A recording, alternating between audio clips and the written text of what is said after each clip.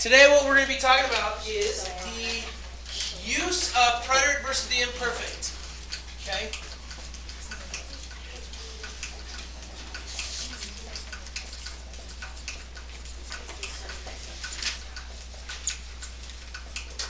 When telling a story. Okay, now with the homework you had, we were dealing with using the imperfect tense. Okay? Now, if we go back to it, we have our imperfect tense, which are our ias and our abas, okay, which we went over the endings for them. Now, the main use for the imperfect tense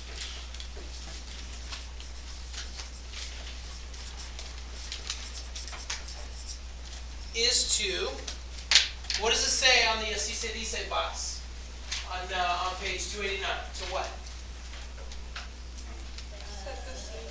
To set the scene.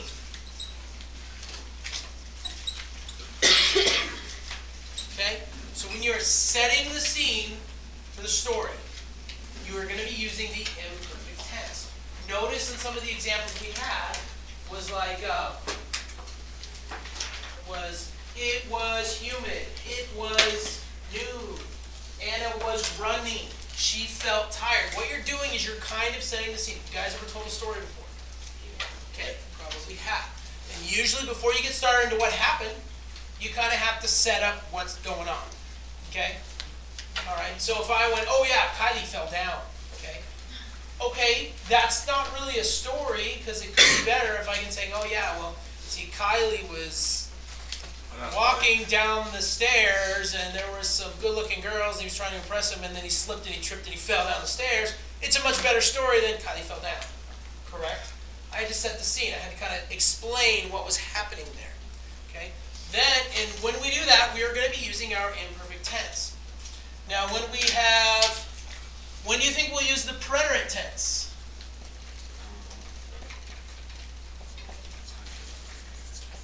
Okay, think about it. What does the preterite tense do?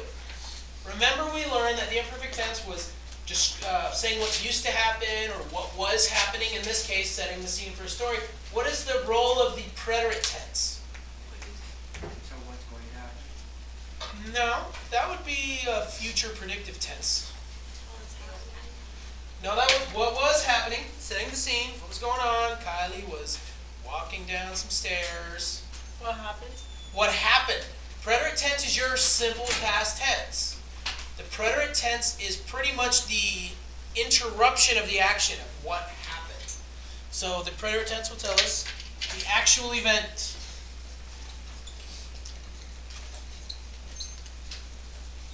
Okay?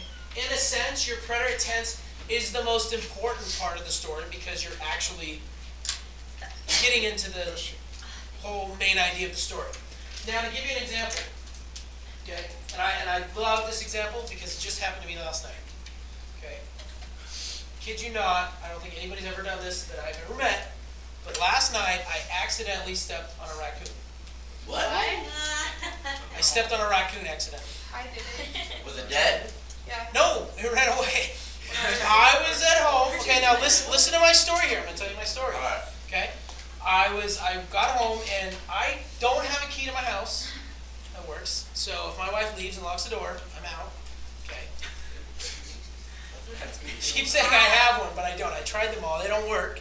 So I don't know if I should take that wrong. And so I got home and I wasn't able to get in. But see, I can break into my house pretty easily. How do you do it? I'm not gonna tell you. But in order to do that, I had to walk around. Now, being where I live, it's all foresty and dark and everything. So I had my phone giving me light, and I'm walking through, and I went around the back. And as I'm walking across, I'm like, I wanted to step on the side because my dog usually goes to the bathroom out the back, so I didn't want to walk through that. And so I'm on the side, and then I see this thing, looks like a rock. It's just gray, and I couldn't see it. And I went to step on it, and it squished and started running.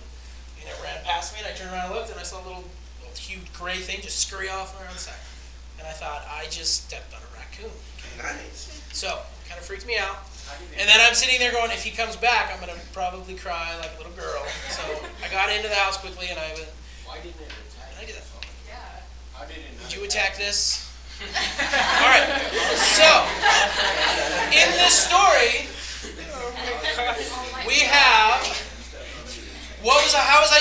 scene to the story. What did I say? You were on the sidewalk. Locked I was locked out of the outside. house. I was walking around the side of the house, and then what happened? You had to walk around. I stepped on a raccoon. Okay.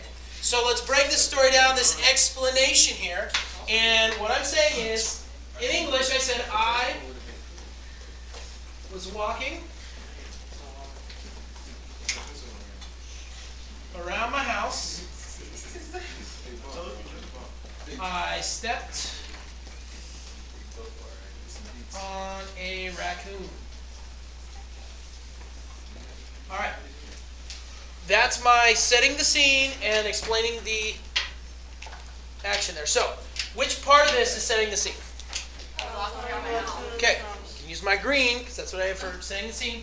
I was walking around my house. What's my preterite tense? What's my event? I stepped on a raccoon. I stepped on a raccoon. So, when I'm saying I was walking around my house, I'm going to use the imperfect tense. What's the verb to walk? Caminar. So how do I say I was walking around my house? Yo. Think. Caminar, AR verb. What are the endings? Aba. Abas, aba, abamos, aban. So yo what? Caminaba. Okay. Por la casa. I'm just going to use that just for vocabulary we're familiar with. So I was walking around the house. Okay. Comma. And I'm going to insert the word when here. Okay, what is when?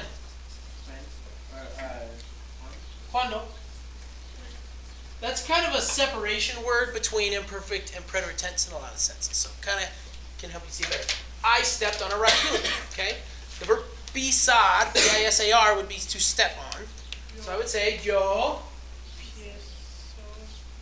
pisar, so it's nope. Preterite tense. Pise un mapache. It's a raccoon. Oh, I had to learn that word. And there we go. We have our example of the imperfect tense and the preterite tense when telling a story.